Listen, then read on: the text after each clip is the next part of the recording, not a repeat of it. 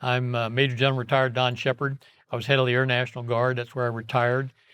Basically, got in the Air Force long ago. When you interview all of us guys, you're gonna find out that we're geezers, and that's the people that brought this aviation up. All of us flew the early airplanes, the early swept-wing supersonic airplanes, and had to introduce them into the Air Force and in flying, and a lot of people paid for it as well. My career actually was, I started out a young kid in San Antonio, Texas, living with my grandparents during World War II. My dad was a civil service worker out at Randolph Air Force Base. He took me to a war bonds rally. And at the war bonds rally afterward, he said, "You want to fly an airplane?" I said, "Oh, yeah, I do." So we go over where the IPs, the instructor pilots, kept their airplanes on the side of the ramp, went to this building where smoke and music and everything coming out. And, "Hey, Bob, somebody wants to fly in your airplane." And Bob comes out with a bottle of beer in one hand, his arm around a beautiful blonde in the other, and that's the way I got introduced to aviation. But I grew up the rest of the time during World War II, living with my grandparents in San Antonio. And later on in life, we moved to Colorado after the war, went to the Air Force Academy, went to pilot training, went to fighter training, went to Europe to start flying over there, and had a tour with the Army over there in Europe as well. Then went to Vietnam from there. Got out, went with the airlines. Turns into a disaster with the airlines. I went with TWA the wrong month, the wrong year. 17 and a half years on the seniority list. I flew 3 years and 10 months. The rest of it was furloughed. So I went back in the Air National Guard full time, became an instructor pilot down here in Tucson in the F-100, later the A-7. Later I moved to Cape Cod, became commander of the F-15 unit up there after flying the 106 a little bit.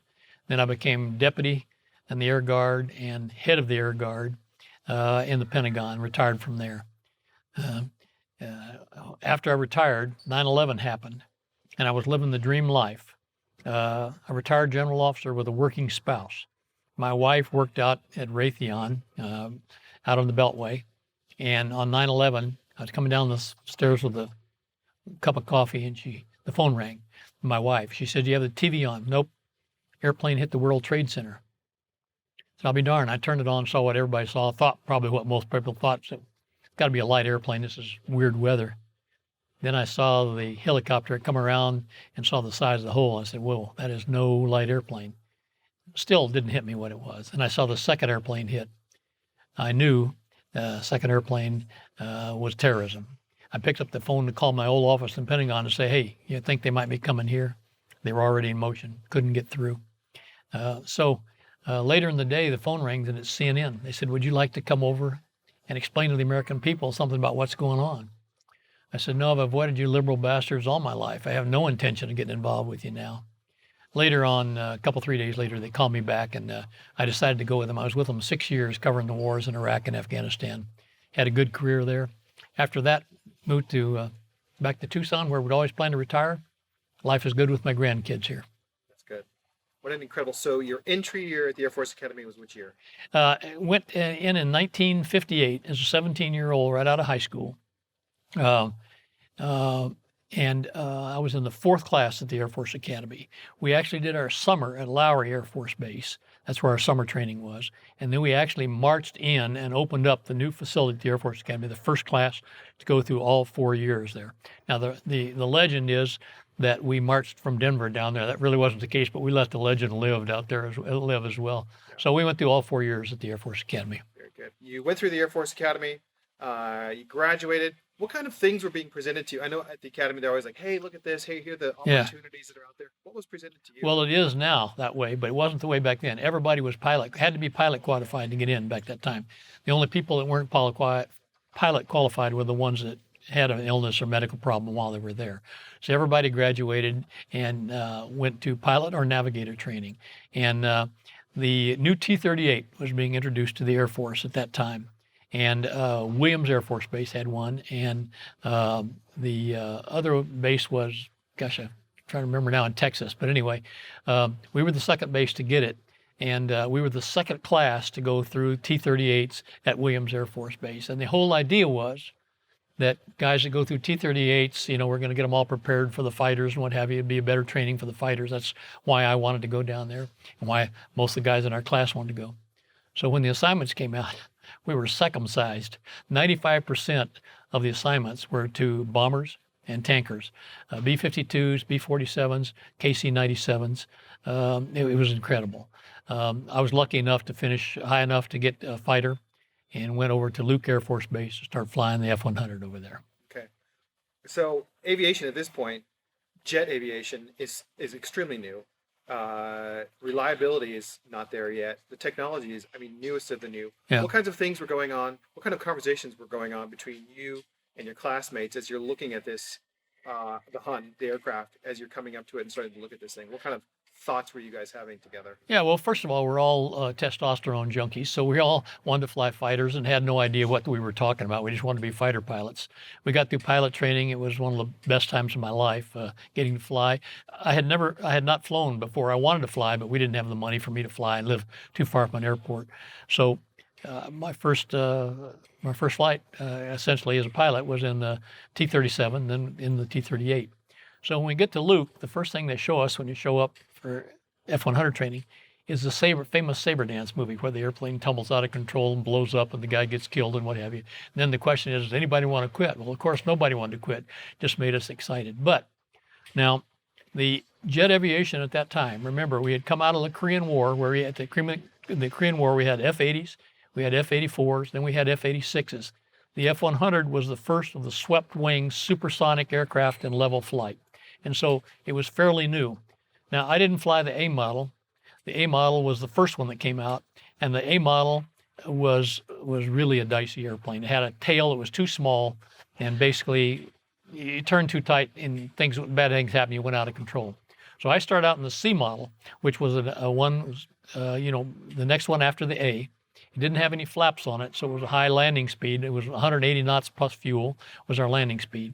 But the airplane, people say all the time as they look at the record of the number of crashed and all that, oh, that was a dangerous airplane. Well, it wasn't a dangerous airplane. It was a dangerous time in aviation. In other words, we didn't know all the things that we were to learn in swept-wing supersonic flight, basically. One of the bad characteristics of the F-100 was adverse yaw. In other words, basically, when you turn the airplane, you produce more lift on one side and less lift on the other. More lift means more drag. So when you turn the airplane to the left, try to yaw to the right. So to counteract that, you had to put in rudder at the right time and the right amount of rudder. And if you didn't, the airplane went the other way. Now that's okay if you're up high and the airplane goes out of control, no big deal. You let go, you recover.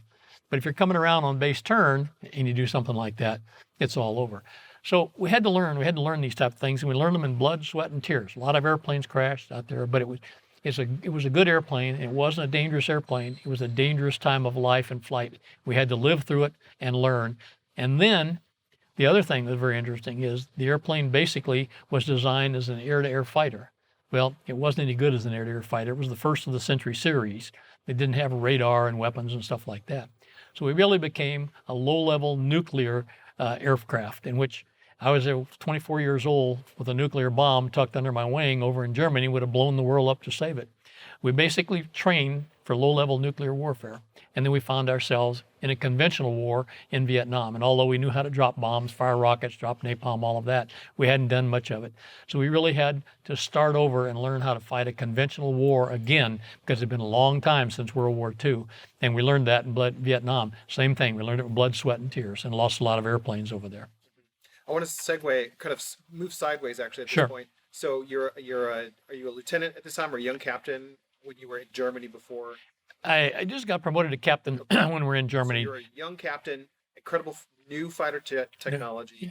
How did you All right. become better at that point? Yeah. Were there really great mentors in your squadron that would, here, come here, let's look at this? And how did you get mentored as a young fighter pilot? That's a great question.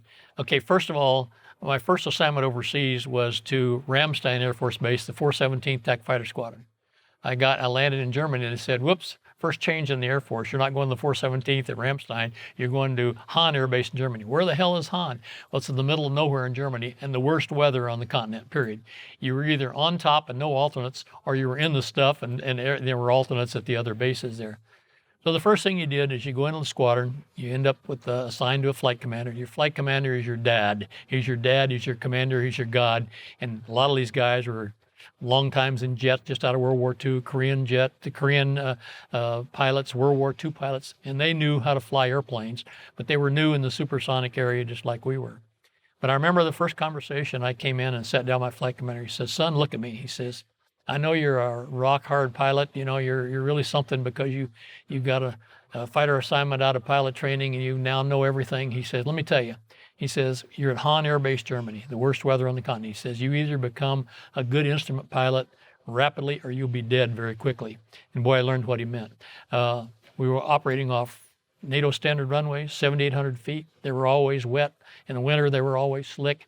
And we had to learn to fly. We had to learn to land at the right place on the runway at the right speed. We had to learn to fly and make good decisions in bad weather. We had to learn to divert.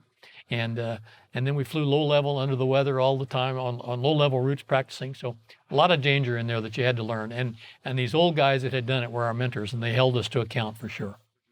And a lot of the time when you're having to do these flights, did you divert often, or were you really like, we always came out? No. We usually came home to Han, but we would, if the weather was going to be bad and was forecast too bad, we wouldn't fly. But then you'd get up there and things would change, But we made a lot of low visibility landings and landings in bad weather, wet weather. Now the Hun had a drag chute, but if the drag chute doesn't work, then you still. But I tell you, I can't remember a whole bunch of barrier engagements the whole time I was there. We really were careful and learned to fly. Learn to fly in bad weather, learn to land in bad weather, learn to do things right. And it was a good learning experience because the guys that didn't learn were gone pretty quick. Yeah. And at this time, is there one person who is like it seems like you always team up with another guy. Yeah. Stuff. Was there one person who you remember? Yeah, one person I remember is a guy named Charlie Goodwin, who was the assistant ops officer in our squadron. And he was we call him the Silver Fox. And he just took us under his wing. And, we're having a bad day, not doing good in something, or, it screwed something up. You could always go talk to Charlie. But we had different flight commanders there, too. And the flight commanders were all good. There wasn't a bad guy in our squadron that I didn't like. Okay. They were all good to us. They wanted us to be successful. They wanted us to learn. And you got to remember, their lives depended upon us as well. A good wingman, is the one that doesn't run into you and helps you when things get bad and you lose the radio and all that. We had to learn all of that. And the guys that taught us were guys that had been through it themselves in peace and war. And a wingman who doesn't burn too much fuel, Jock. Yeah, exactly. I like to burn fuel. Okay, so you went from Europe, Cold War, new fighter pilot, brand new captain, and then you transitioned to your next base in the F-100. Will you tell me about that transition? Well, first of all, there's a little interim step in there. I was 2 years at Han, and the F-4s were coming in, going to replace the F-100. Oh, great. I get to fly the F-4, the latest Air Force airplane. It's going to be exciting. They said, no, not so fast, Lieutenant. Second big change in my Air Force career. You have to have a year's retainability after you get back from F-4 training.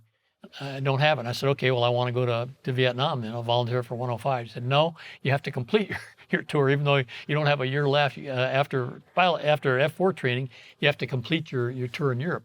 So you're going to go to be an air liaison officer with the Army, 24th Infantry Division. I went kicking and screaming, thinking my life was over. It was a great opportunity to learn about the Army. We flew T-33s as well. And after I got through with that, I had to go back and recheck out in the F-100. I did that at Torrejon Air Base in Spain, and it was one of those typical Air Force courses, 6 rides jammed into about 8 weeks. So I had a lot of time to drink Spanish wine and eat shrimp and watch the bullfights around there. So it was a good. I did that at Torrejon, and then came back, dropped off my wife and kid in the States, got them settled, and headed for Vietnam. And that makes a good question. If you would just tell me, what's your wife's name? Rose. And where did you meet her at? Met her in high school, actually. We didn't date in high school, but later on, when I was a sophomore at the academy, she visited down there, and I got her phone number, called her, and we hit it off from there. Been married to her 58 years now, and I'm still on probation. So. Congratulations for that. Yeah. And then she enjoyed this time. Did she accompany you to Europe? Probably, yeah. She accompanied me to Europe, and it was the greatest time of our life. It was terrific. We were at the first. We didn't have a kid. And we traveled all over Europe. We'd go to Paris on weekends. And we had a lot of time spent on alert and a lot of time TDY to Italy and TDY to Huilas in North Africa, where we did our range work because the weather was always bad in Germany. But we loved it. The mark was 4-1. The deposit on the beer bottles was more than the beer. A good wine country on the Mosel River at Han. It was a wonderful time of life. And then flying fighters. And this is a question I usually ask at the end, but I can't wait. I'm too excited to ask. What made flying in the Air Force special at that time for you? And I'm already kind of hearing some of those things, but what made it so good to have an American flight suit on, flying an American jet at that time in aviation and in our country's history? Are you talking about the war, or are you talking about just Talking about flying? just in flying in general, just being able to put an American patch on and be an American fighter pilot at that time. What made it special for you? How could you not like it? I came up, raised during World War II, and all the stories about all of the pilots in World War II were in the papers and my parents, and you heard it on the radio and everything. Later on, we got TV and watched it on TV. So all my life, I had built up to this. Went to the Air Force Academy. It took 4 years to get through there, where you didn't do anything other than a couple of rides here and there, transition or just rides in the back seat, that thing. So it was what I dreamed about all my life.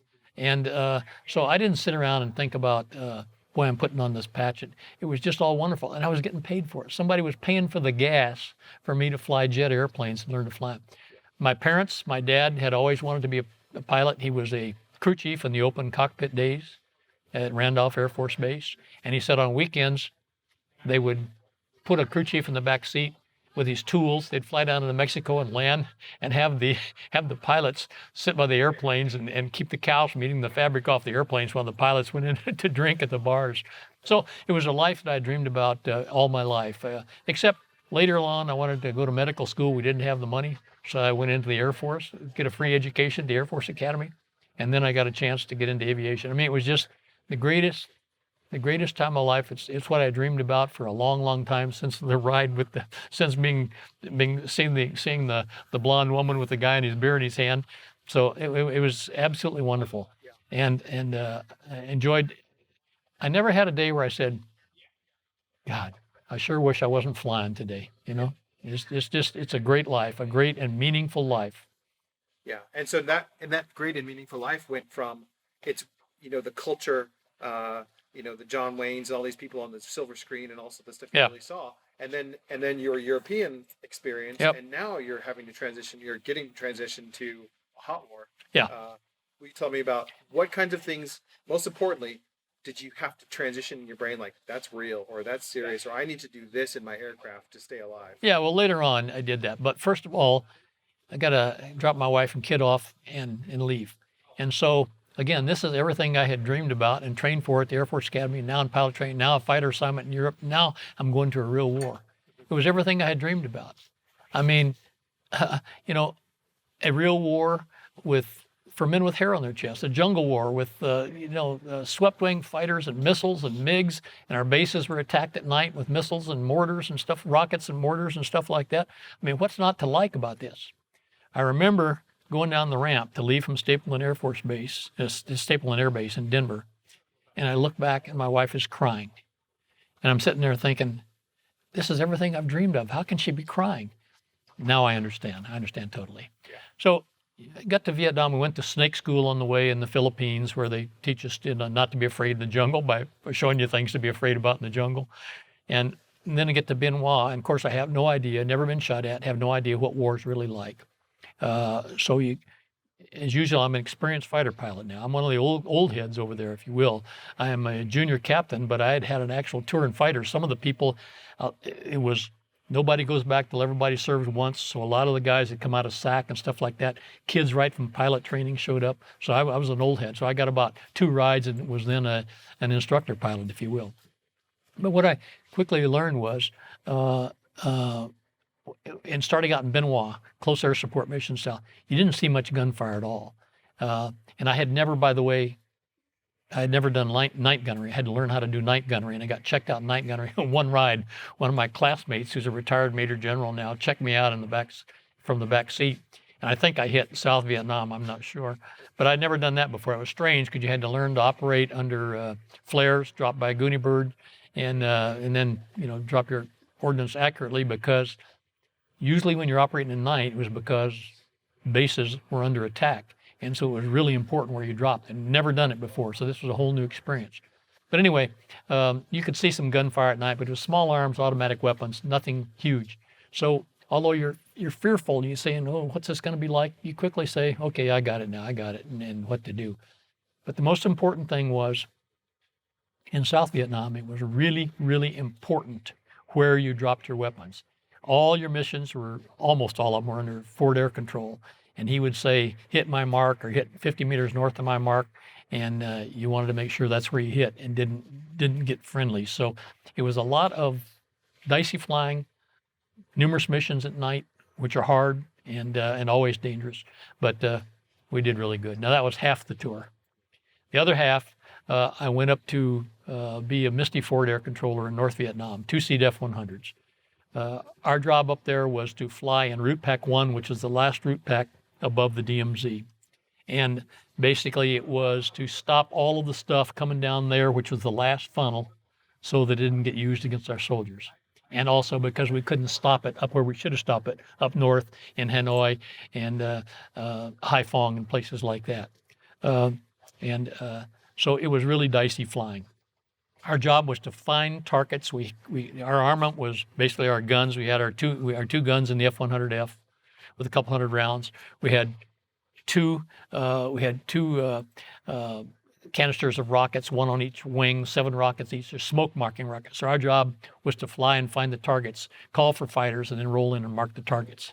Now, the reason it was dicey was that we had to operate low enough to be able to see, which is about 4,500 feet. You can see well enough from 4,500 feet to see even camouflage targets. And basically, when you're 4,500 feet, you're right in the middle of the 37 millimeter gun, which is the most prolific gun down there in North Vietnam. And so we were shot at all the time. I mean, literally, you'd be looking down for a target and you hear this whap, whap, whap on the side. You'd look and hear tracers going by here. So we were shot at. And the other thing is, when you found targets, they knew you found them, and they knew you'd be back. They knew they'd been discovered. And then the fighters come, and you roll in to mark the target, and they're now shooting at you. They're not doing barrage fire here or there to fill up the air. They're shooting at you. And so we had a high loss rate. We had 157 Misty pilots. 44 were shot down, 28% loss rate. We never dealt with the intense defenses that they did on Route Pack 5 and 6, Hanoi Haiphong area. We never saw a whole bunch of missiles airborne in the air at the same time. We never dealt with MiGs, but we dealt with constant anti-aircraft fire aimed at us, and right in the middle of most of it.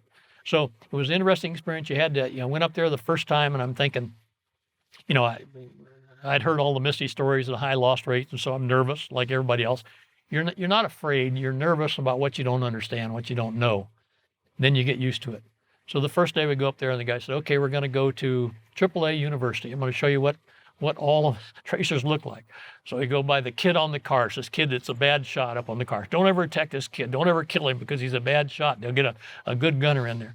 So he takes me by the kid on the car. So he's got essentially 50 cal, if you will. And this is right after sunup, and it goes behind us. And I flinch, because I've not seen this before. Holy cow! Okay, that's 50 cal fire, and that's the kid on the car. Now we're going to go see 37 millimeter. So we go provoke a 37 millimeter to shoot at us, and I'm saying, okay, yeah, I got the picture. He says, now we're going to go provoke a 57. Holy cow, why don't you just brief me on this? I'll believe you, swear to God. But we take now our job was number one was to keep SAM missiles out of Route Pack 1, and we were pretty effective at doing that. There's only certain places they can set them up. They're hard to camouflage, and we had raw gear that didn't work, and what have you. So basically, I had one missile shot at me, but we never saw 5 or 6 or 7 missiles at the same time, and never any MiGs down there at all. So all ours had to do with AAA, but it was really tough work. Our missions were 4.5 to 6 hours. We refueled 3 times, and we were back in three times. So we were really exposed to a lot of gunfire, and we got really good where they couldn't camouflage targets, so we couldn't find them. You'd go down, you'd be looking around, you see a bunch of gun sites, you say, wait a minute, they don't put gun sites down there for no reason. They're occupied gun sites. Let's find out what they're protecting. And then you'd go down low, make multiple passes, maybe go even lower than 4,500 feet and find what they were after. So it was a dicey, difficult, but we got really good at it. And you were the old guy at that time. How did you motivate? I'm thinking flight lead, mentor kind of stuff. How did you motivate those young guys? Like, oh, why are we doing it? What's going on? What kind of things did you say, Okay. or just look in someone's eyes and say, I need to go just encourage that guy. You know, in the flying business, this almost takes care of itself. Guys that fly fighters finish high in their class. They're highly motivated. They want to be there. Some of the retreads that came out of SAC, most of them were really good and fine, but some of them weren't. Some of them were scared of the airplane, and you had to weed those guys out. And it was okay to weed them out. You'd find another job at headquarters, send them somewhere else, that type of thing. But the young guys, I was really impressed with the young guys that came right out of pilot training. And I wondered back how I would have done coming right out of pilot training, right into a war like they did with, a couple 100 hours flying time in pilot training, and then 80 hours in an F-100, and they were terrific. And you didn't have to motivate them. You just basically tried to teach them on each flight. Now, this is things we've got to consider when we're coming in this way. Here's the things to think about. Think about these things, and if something happens, you get hit, think about this, get away from the area, keep the airplane under control, go as far as you can, climb as high as you can, stay with it as long as you can. And if you can't, then we'll find a place. All that stuff comes with time and experience. And you get a couple, 3 or 4 missions, and the kids are sprite. They say, I got it. Now, Misty's a different situation. Misty, you had to be volunteer to go up there. And we all heard the stories about, the loss rates. And so we knew it was a dangerous mission. So we all had to be volunteers. You didn't have to motivate anybody up there. But when you got there, you had your eyes open really, really quick. It was tough flying. Yeah. And this, I'm sure, could apply to the Eagle and a number of aircraft. But what kind of the traits were you looking for to want to fly with somebody? Like, hey, this is the wingman I want to have on board. Good job, common sense. Don't do stupid stuff. Most of them already have the pilot skills. They've been through it. They know it. But there's a lot of things they haven't been exposed to in the way of weather and thunderstorms and stuff like that. Landing at night, hung ordnance, all the things that have to make. And you just have to be exposed. And you cover it in the briefings and debriefings. And when a kid screws up or does something wrong, you say, "Look, here's what you did. Let's do it right next time." And And this is my one other unfair question. That's right. Is how long into a brief could you tell if someone was going to have a good sortie or not? I'm not sure you can ever tell that. And here's the reason. Is the old things in flying is expect the things that you don't expect. The things that happen that you didn't brief of, you didn't think the brief about, but it just common sense takes over and habits takes over. But most all of the guys, first of all, they paid attention. I never had trouble with anybody, and tried to pass on everything that I had learned about flying and everything that I had observed on them, and good briefings, good debriefings, stuff like that. And people did the same for me. And of course, I made mistakes as well, and guys would jump on me as well. So. Yeah, it's a mentoring that yeah. happens naturally. Yeah, exactly. Okay, and so moving from hot war, what did you follow on to after that? Yeah, when I came back, I had assignment to 104s at Luke, and I had put my papers in over there thinking I'm going to get out. And I said, 104s at Luke, I think I'll take them out. Well, I didn't take them out, but en route to 104s at Luke, I got changed 3 in my Air Force career. You're going to A-37s at Alexandria, Louisiana, England Air Force Base, to teach the South Vietnamese to fly. And again, I had tremendous respect for these kids. Imagine me going into South Vietnam when I'm a young pilot and I don't speak the language and trying to learn and all this. These kids were terrific. They really did everything they could. They weren't real good. Language was always a problem, but they really did their best. And there were some people that, you had to wash out. So that was my last year in the Air Force. I got out, went with the airlines, went with Trans World Airlines. Wrong month, wrong airline. It turned to disaster. I remember reporting in, and the guy says, "You are the luckiest class we've ever had. We got an order this morning to order 47 new 747s from New York. You guys will be captains in 18 months, 2 years at the latest. You'll be flying from Europe to," we're cheering and everything. 10 months later, I was out on my butt in the middle of a big recession, and that first one lasted 6 years. I went back 3 times and finally said, I'm out of here. And so during my furlough time, I sold light airplanes for American Aviation, became the national sales manager for American Aviation, and then decided to go back into the airlines and had to learn 2 more times that this is not the right thing to do. So I went back in full-time with the Guard and flying fighters. Very cool. And you did go to the F-15C? Yeah. What basically happened was I came here to be an instructor pilot in the full-time instructor pilot in Tucson, and then went back to the airlines, became a part-time, and then got furloughed again, became a full-timer again. And basically then we transferred to the A7. And just as I was leaving, I went to Air War College, and just as I came back, the offer came to go be the air commander at the F-15 unit on Cape Cod. So that was the same time that the Guard was transitioning to F-16s here. So we went from F-100 to A7 to F-16s. I missed the F-16, but I went to Otis where they're transitioning to the F-15, and I flew the 106 for 100 hours or so, and then we transitioned to the F-15. It was the F-15A at that time. Later on, we got the Cs. Mm-hmm. And for a guy who started on new T-38s and then into, although the T-38 and F-15 kind of feel similar, except for the huge amount of power. But then to the Hunt, what were some of your thoughts when you first went into the F-15 and really yeah the AB? The F-15. Let me back up just a second. Hemingway said, your first fighter is like your first girlfriend. You never forget her, and that's exactly true. People say, what was the most fun, most exciting airplane you ever flew? Well, it was my first fighter, the F-1, most exciting. But when I got in the F-15 for the first time, I said, wow, this is everything I always wanted to do in the Hunt and couldn't do. I could speed up, I could slow down, I could fight, I could turn, I could not turn without losing airspeed, I could pull a lot of G's and that type of thing. Wide cockpit, it was a wonderful, wonderful airplane. It was powerful, and although the early radars were not very good, later on the radars became very, very good. So it was a magnificent experience and a dream airplane, if you will. And then this is a big picture question that I think is always important, especially for someone in your experience. What is the difference between Air Force aviation and airline or civilian aviation? Not in a disparaging way, but in the sense of what's special about the camaraderie that happens in Air Force aviation. There is no camaraderie like being in the military. You go to companies, you make friends. You go to neighborhoods and live there, you make friends, you make close friends. You grow up there with their kids and stuff like that. It's all friendship. But there's difference when you go into an organization like the Air Force and you go to war with people, or even with outside of war. You fly with them every day, and what they do makes a difference in whether you live or not, and that type of thing. It's exciting. The people are high quality. They're all smart. They all care. They're doing something that's very, very important. That's wonderful in life. It doesn't always work that way.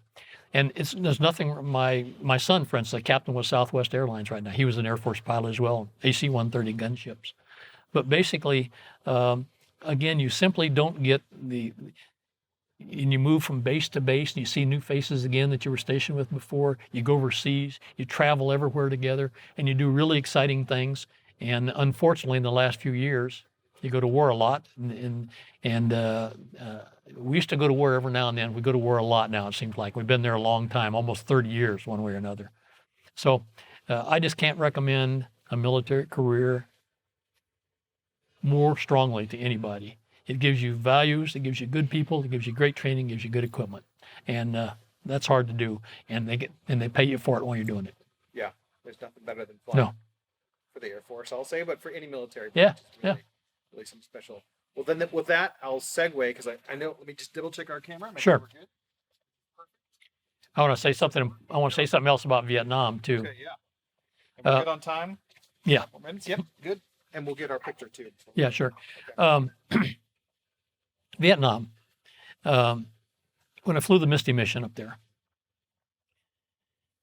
we had nothing that we needed to do the mission. That's why we lost so many airplanes. We didn't have radar warning gear that worked. We didn't have precision munitions. We didn't have any night capability. We didn't have a radar.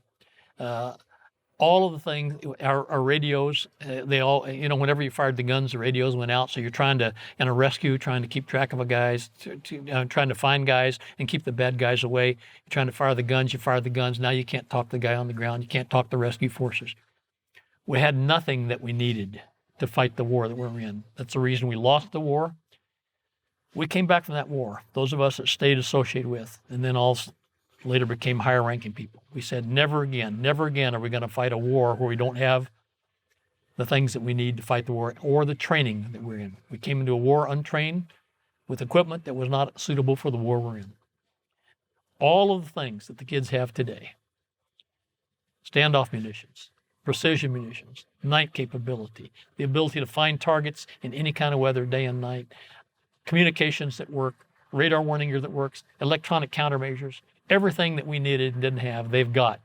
And the reason they've got it is because we didn't have it.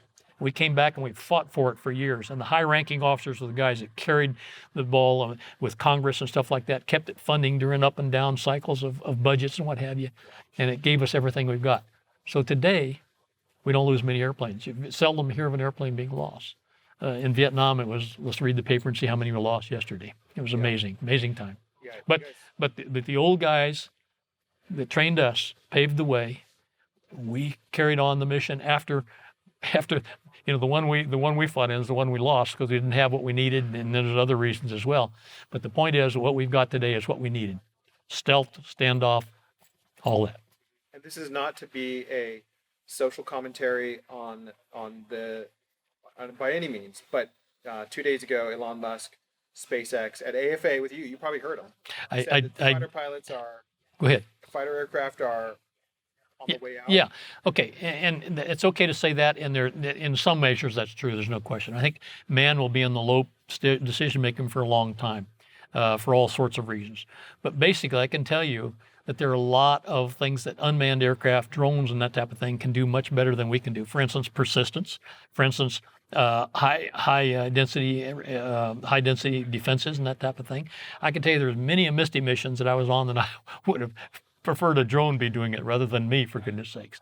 And so artificial intelligence is going to be a big thing. Unmanned aircraft is going to be a big thing. Swarms of aircraft unmanned, controlled by men in airplanes. But he's absolutely right that man is not on the way out. Man is going to be important because the experience of man will be passed on to this, to design them and to use them, just like our experience was passed on to us and we passed on to others. So he's right in some aspects. It'll probably take place slower than we think. On the other hand, artificial intelligence is here now and very, very useful in the aviation community. Yeah, that's exactly. Yeah, that's kind of what it's yes, but not. Right. Not immediately. That's it, not the last aircraft. Right. And then my closing question. Sure. Otherwise, I could be here for 2 hours. Is there one, and you take your time to think about it, is there one radio call or comment made to you that has really stayed with you throughout your life? Yeah. That really stands out to you? Will you tell me about that? Yeah.